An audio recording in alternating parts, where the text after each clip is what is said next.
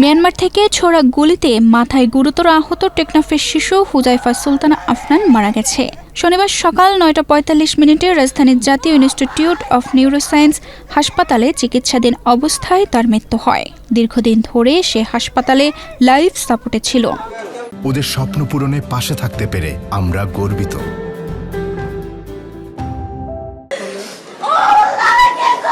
হাসপাতালের সহযোগী অধ্যাপক ডক্টর হুমায়ুন কবির হিমু জানান, প্রথমে অবস্থার কিছুটা উন্নতি হলেও পরে রক্তে মারাত্মক সংক্রমণ ছড়িয়ে পড়ে এবং অ্যান্টিবায়োটিক কাজ না করায় শিশুটি শোকে চলে যায়। শেষ পর্যন্ত সব চেষ্টা ব্যর্থ হলে তার মৃত্যু হয়। মৃত্যুর বিষয়টি নিশ্চিত করেন হুজাইফার চাচা শওকত। গত ১১ জানুয়ারি সকালে মিয়ানমার থেকে ছোড়া গুলিতে আহত হয় হুজাইফা। প্রথমে চট্টগ্রাম মেডিকেল কলেজ হাসপাতালের আইসিইউতে চিকিৎসা দেওয়া হয়। পরে উন্নত চিকিৎসার জন্য ১৩ জানুয়ারি ঢাকায় হস্তান্তর করা হয়। চিকিৎসকরা জানান, ঝুঁকির কারণে মাথায় বিদ্ধ গুলিটি অপসারণ করা সম্ভব হয়নি।